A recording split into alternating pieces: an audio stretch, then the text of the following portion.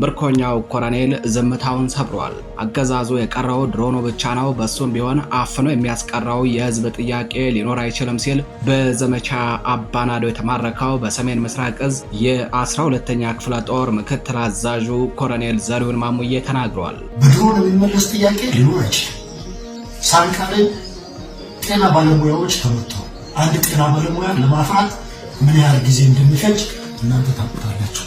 ስለዚህ የድሮን ጥቃቱ እንደተባለው ዝም ብሎ የአማራን ህዝብ ለማጥፋት የተነሳሳ አይነት ሐሳብ መስሎ የሚታየኝ ይህ ተገቢ አይደለም። ናረቀ መስቀልም ተናግረናል። ኮሎኔሉ በሰጠው አጭር ቃለ መጠይቅ የራሱን ህዝብ በድሮን መጥቶ የፈጀ ሲል የብልጽግናውን አገዛዝ ገልጾታል። ምርኮኛው ኮሎኔል በቅርቡ ፋኖን ለጎበኙ የቀይ መስቀል ኮሚቴ አመራሮች አገዛዙ በህግ ማስከበር ስም ህዝቡን በድሮን እየጨፈጨፈ ስለመሆኑ አጽንኦት ሰጥቶ መናገሩ ታውቋል። ዝርዝር ይዘናል። በኢትዮጵያና በሱዳን ድንበር ዙሪያ በምትገኘው መተማ ዮሐንስ ወረዳ ላይ በተደረገው ውጊያም ከ27 በላይ የአገዛዙ ወታደሮች ሲገደሉ ከ35 በላይ የሚሆኑት ደግሞ መቁሰላቸው ታውቋል።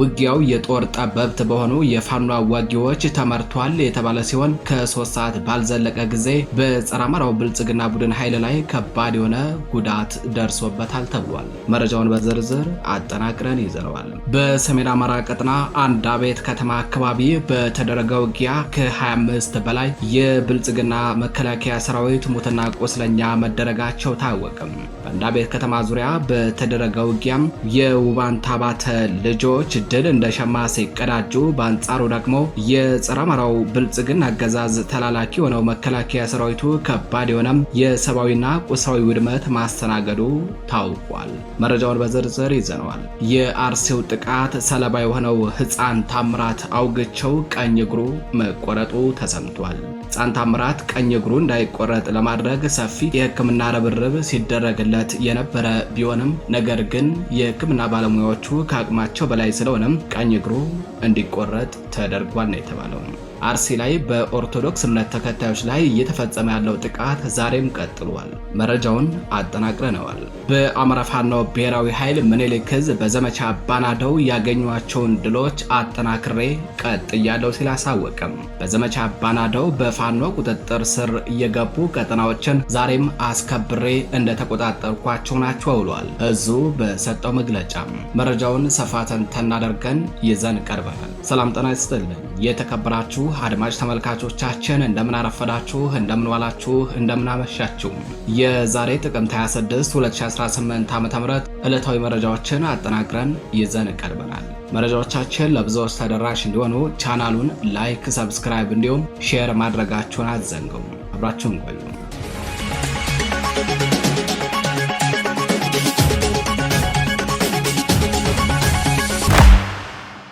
አገዛዙ የቀረው ድሮኑ ብቻ ነው፣ በሱም ቢሆን አፍኖ የሚያስቀረው የህዝብ ጥያቄ ሊኖር አይችልም ሲል በዘመቻ አባናዶ የተማረከው በሰሜን ምስራቅ እዝ የ12ኛ ክፍለ ጦር ምክትል አዛዡ ኮሎኔል ዘሪሁን ማሙዬ ተናገረም። ኮሎኔሉ በሰጠው አጭር ቃለ መጠይቅ የራሱን ህዝብ በድሮን መጥቶ የፈጀ ሲል የብልጽግናው አገዛዝን ገልጾታል። እኔን ጨምሮ የመመራው ሰራዊት በጀግናው ፋኖ ተማርኳል ያለው ኮሎኔል ዘሪሁን ማሙዬም ከምርኮኛ የያዝ ባለፈና ቤተሰባዊ በሆነ መልኩ እንክብካቤ እየተደረገልን ነው ሲል ገልጿል። ኮሎኔሉ ብልቱ አካባቢ በፋኖ ስናይፐር ተመቶ መማረኩን ከዚህ ቀደም ሚዲያ መዘገቡ አይዘነጋም።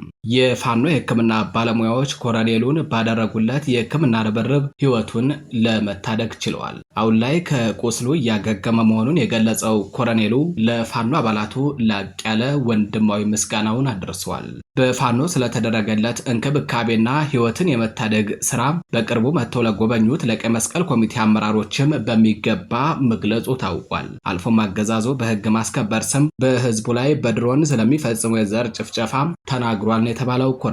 ኮሎኔሉ አገዛዙ በህግ ማስከበር ስም በድሮን በህዝቡ ላይ ስለሚፈጽመው ጭፍጨፋ ከተናገረው በጥቂቱ እናሰማችሁ።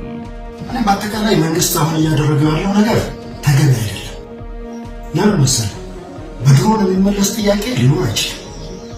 እኔ ሰምቻለሁ። ተኝቼ ሳንካ ላይ ጤና ባለሙያዎች ተመተው አንድ ጤና ባለሙያ ለማፍራት ምን ያህል ጊዜ እንደሚፈጅ እናንተ ታውቁታላችሁ። ይሄ ዝም ብዬ ለማድረግ ነገራቸዋል። ግን በአንድ ጀንበር አንድ ሁለት ጤና ባለሙያ ሲሆን ሁለት ሶስት ጤና ባለሙያ ሲሆን ተወሰነ ገና ተማሪያም ላይ ትምህርት ቤት ላይ ወደቀ። ትምህርት ቤት ላይ ወደቀ። ምንም ነገር የለም።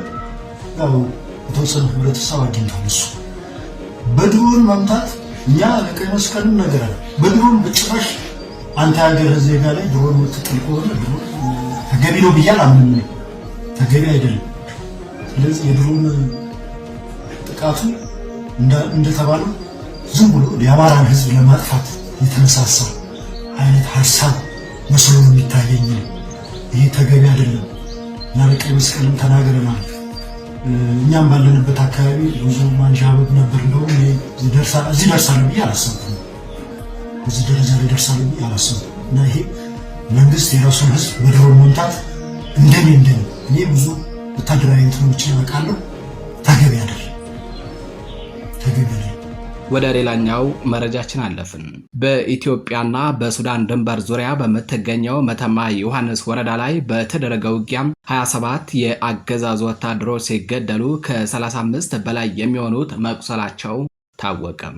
ውጊያው የጦር ጠበብት በሆኑ የፋኖ አዋጊዎች የተመራ ሲሆን ከ3 ሰዓት ባልዘለቀ ጊዜ ነው በጸረ አማራው ብልጽግና ቡድን ኃይል ላይ ከባድ የሆነም የሰብአዊና ቁሳዊ ውድመት ማድረስ የተቻለው ተብሏል። በሰሜን አማራ ቀጠና መነሻውን ከማሰሮ ደንብ አድርጎ በኢትዮጵያና በሱዳን ድንበር ዙሪያ ወደምትገኘው መተማ ዮሐንስ ወረዳ እየተንቀሳቀሰ የነበረው የጸረ አማራው ብልጽግና ቡድን ተላላኪ መከላከያ ሰራዊቱ ድንገታዊ ጥቃት በፋኖ ተከፍቶበት ከባድ የሆነ የሰብአዊና ቁሳዊ ውድመት መከናነቡን መረብ ሚዲያ ለማረጋገጥ ችሏል።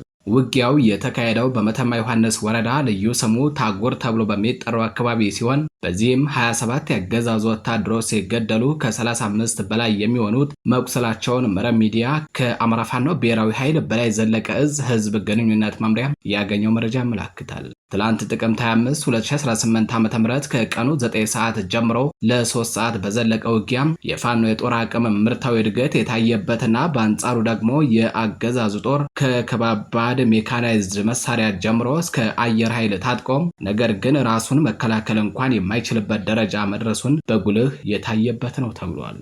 በኢትዮጵያና በሱዳን ድንበር በቅርብ ርቀት በምትገኘው መተማ ዮሐንስ ቀጠና ልዩ ቦታው ታጉር ላይ በተደረገ ውጊያ ሙትና ቁስለኛ ከሆኑ የነውረኛው ብልጽግና ቡድን ተላላኪ ወታደሮች በተጨማሪ በርካታ የነፍስ ወከፍ ክላሽንኮቭ መሳሪያዎች ከነተተኳሾቻቸው በፋኖ መማረካቸውን መረብ ሚዲያ ለማረጋገጥ ችሏል። በውጊያው በአማራ ፋኖ ብሔራዊ ኃይል ሰሜን አማራ ቀጠና በላይ ዘለቀ እዝ መይሰው ካሳ ኮር አጣናዋሴ ክፍለ ጦር ስር ከሚገኘው ባባዬ ብርጌድ እና ከደጃዝማች ኮር አርበኞች ክፍለ ጦር ስር ከሚገኘው በላይ ዘለቀ ብርጌድ የተወጣጡ ጥምር የፋኖ ኃይሎች ናቸው መብረቃዊውን እርምጃ በመውሰድ ድሉን የተጎናጸፉት ሲል እዙ አስታውቋል።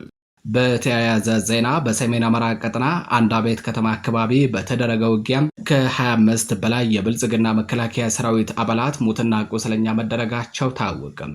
በአንዳቤት ከተማ ዙሪያ ሜላት ቀበሌ ልዩ ስሙ ወልደሃና መርጅና ጠንቆጥ ገብርኤል በተባሉ አካባቢዎች በተደረገ ውጊያ የውባንታ ባታ ልጆች ድል እንደ ሸማ ሲቀዳጁ፣ በአንጻሩ ደግሞ የጸረ አማራው ብልጽግና አገዛዝ ስርዓት ተላላኪ የሆነው ኃይል ከባድ የሆነ ሰብአዊና ቁሳዊ ውድመት ማስተናገዱን መረብ ሚዲያ ለማረጋገጥ ችሏል። በጥላት ላይ ብርቱ ጥቃት የፈጸሙት በአማራ ፋኖ ብሔራዊ ኃይል ሰሜን አማራ ቀጠና በላይ ዘለቀ እዝ ሜጀር ጀነራል ውባንታ ባተ ኮር ጉና ክፍለ ጦር ስር የሚገኙት የአንዳቤት ብርጌድ ጀግኖች ሲሆኑም ውጊያው ዛሬ ጥቅምት 26 2018 ዓ.ም ጠዋት ጀምሮ እስከ እኩለ ቀን ድረስ ዘልቆ ውሏል ተብሏል። በውጊያው 10 የብልጽግና መከላከያ ሰራዊት አባላት ሲገደሉ ከ15 በላይ የሚሆኑት መቁሰላቸውን ነው መረብ ሚዲያ ከኮሩ ህዝብ ግንኙነት ክፍል ለማረጋገጥ የቻለው። ከወደ ፋኖ የተሰነዘረበትን ጥቃት መቋቋም ያልቻለው የጸረ አማራው ብልጽግና ቡድን ኃይል የዘፈቀደ ከባድ መሳሪያ ድብደባ በመፈጸም በአብያተ ክርስቲያናት በአርሶ አደሩ ሰብል ላይ ውድመት ማድረሱ ተነግሯል።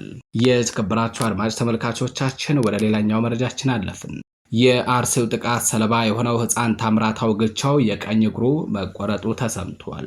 ሕፃን ታምራት የቀኝ እግሩ እንዳይቆረጥ ሰፊ የሆነ የሕክምና ርብርብ ሲደረግለት የቆየ ቢሆንም ነገር ግን የሕክምና ባለሙያዎቹ ከአቅማቸው በላይ በመሆኑ በታዳጊው ላይ ሌላ ተጽዕኖ ሳያስከትል በሚል የሕክምና መመሪያው ባዘዘው መሰረት እግሩ እንዲቆረጥ ተደርጓል ተብሏል። በወላይታ ሰዶ ከተማ በሚገኘው ክርስቲያን ሆስፒታል ሲታከም የሰነበተው የ4 ዓመቱ ሕፃን ታምራት አውግቸው ዛሬ ጥቅምት 26 2018 ዓ.ም የቀኝ እግሩ እንዲቆረጥ ተደርጓል ተብሏል። የሆስፒታሉ ሐኪሞች እግሩ ሳይቆረጥ አስፈላጊውን ሕክምና አድርገው ለማዳን ጥረት ቢያደርጉም አልተሳካም። ህመሙ ለህይወቱ አስጊ የሆነ በመምጣቱ የተነሳ የሕክምና መመሪያው ባዘዘው መሰረት እግሩን ለመቁረጥ እንደወሰኑም ለማወቅ ተችሏል።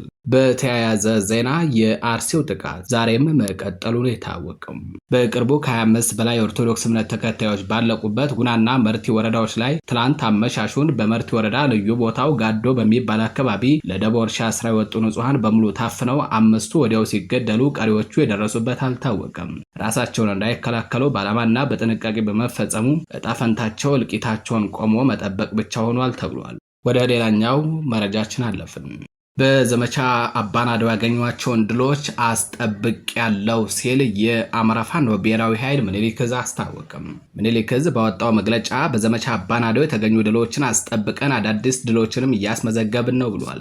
በሰሜን ወሎ ዞን ወረዳዎችና ታዳጊ ከተማዎች ማለትም ኮን ከተማ አስተዳደር፣ ስታይጅ ከተማ አስተዳደር፣ ሐሙሴት አሁን ተገኝ ከተማ አስተዳደርና ቀበሮ ሜዳ እንዲሁም ሌሎች ታዳጊ ከተሞችን በምኒልክ ዕዝ ስራ አስገብተናል ብሏል። እነዚህ ድሎች እየተመዘገቡ ያሉት አዳዲስ በተደራጀው በኮር ሰብሳቢ በሻለቃ ሀብቴ ባቡናም በወታደራዊ አዛዡ አርበኛ ተመስገን አለባቸው የሚመራው የደጋው መብረቅ ኮር አሃዶች ሲሆኑ የዞብላምባ ክፍለ ጦር አሃድ የሆነችው 5ኛ ሻለቃም የበኩሏን ሚና ተወጥታለች ነው ያለው።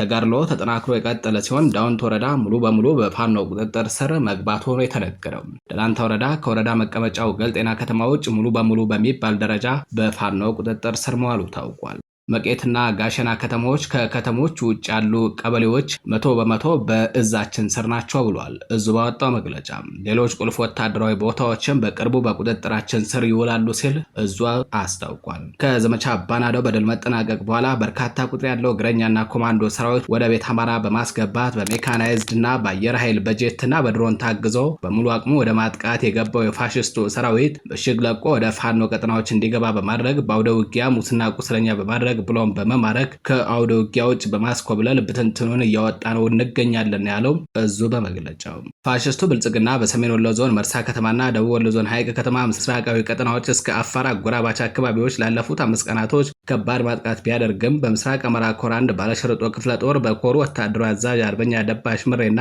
በኮሩ ዘመቻ አርበኛ እንድሪስ ጉደል ላይ አጋፋሪነት ጥላትን አይቀጡ ቅጣት ቀጥተው አሳፍረው በዘረራ ቀጠናውን ለቆ እንዲወጣ በማድረግ ታላቅ ድል አድርገዋለን ብሏል እዙ ባወጣው መግለጫ። ወደ ሌላኛው መረጃችን አለፍን።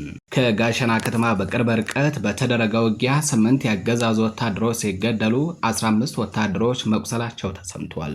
ውጊያው የተካሄደው ትልቅ ወታደራዊ ጠቀሜታ እንዳላት ከሚነገርላት ከጋሸና ከተማ ወደ ወልዲያ መውጫ መጨረሻ ካሉ መንደሮች መካከል አንዱ በሆነው ጥምጥማት ተብሎ በሚጠራው አካባቢ ላይ መሆኑን መረብ ሚዲያ ለማረጋገጥ ችሏል። በዚህ ስፍራ ትላንት ጥቅምት 25 2018 ዓ.ም ከእኩለ ቀን በኋላ በተደረገ ውጊያ የጥላት ብልጽግና ኃይል ከባድ የሆነ ሰብአዊና ቁሳዊ ኪሳራን ሲከናነብ፣ በአንጻሩ ደግሞ የፋኖ ኃይል በውስን ኃይል ትልቅ ድል ያስመዘገበበትን አውደ ውጊያ ሆኖ አልፏል። በቅርቡ የደጋው መብረቅ ኮር መስረታው በምኒልክ ዕዝ ስር ከተካተቱ ክፍለ ጦሮች መካከል አንዱ የሆነው ደጀን ክፍለ ጦር ጥምጥማት ላይ በወሰደው እርምጃ 8 የጸረ አማራው ብልጽግና ቡድን ወታደሮች ሲገደሉ 15 ወታደሮች ደግሞ መቁሰላቸውን የዕዙ ህዝብ ግንኙነት መምሪያም ለመረብ ሚዲያ በላከው መረጃ አስታውቋል። በውጊያው ሙትና ቁስለኛ ከተደረጉ ወታደሮች በተጨማሪ 3 የሚሊሻ አባላት ከነሙሉ ትጥቃቸው ተማርከዋል። በቅርቡ ተመስርተው በምኒልክ ዕዝ ስር የተካተተው ኮሩ መስረታውን ካበሰረበት ዕለት ጀምሮ እያደረጋቸው ባሉ ተጋድሎዎች 4 ኪሎ ላለው የጸረ አማራው ኃይል ከባባድ መርዶችን፣ በአንጻሩ ደግሞ የወገንን ኃይል በድል ቁንጣን የሚያጨናንቁ ጀብዶችን በመፈጸም በድል ታጅቦ ቀጥሏል።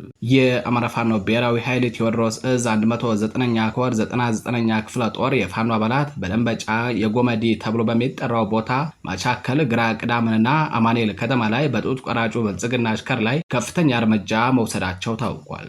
ለፋሽስታዊ ስርዓት አገልጋይ በመሆን የሚገኘው መከላከያ ሰራዊቱ በዛሬው ጥቃት ከባድ ጉዳት ደርሶበታል የተባለው የደንበጫ ዋድ አዲስ ዓለምን ለመውረር ሙከራ ያደረገው የአብይ አህመድ ዙፋን አስጠባቂ ሰራዊት በኢንጂነሩ ልጆች አይቀጡ ቅጣት ተቀጥቶ ተመልሷል ነው የተባለው። በተያያዘ ዜና የማቻከሏ ግራ ቅዳምን ለመውረር የመጣው የጠላት ኃይል የበላይ ዘለቀ ፋኖች ተቀብለው ግራ ቅዳም ከተማ ላይ ፈርጣማ ክንዳቸውን አሳርፈውበታል። በተመሳሳይ ሰዓት የጀግኖቹ የበላይ ዘለቀ ሻለቃ ፋኖችና የቴዎድሮስ ዕዝ ኮማንዶ አማኑኤል ከተማ በመግባት በጥላት ላይ ከፍተኛ ጥቃት መፈጸማቸው ተነግሯል። በዚህ ግንባር ጥላት ፔምፔና ዙያ 3 የታገዘ ውጊያ ቢያደርግም በርካታ ቁጥር ያለው አባሉ ሙትና ቁስለኛ ሆኖበታል።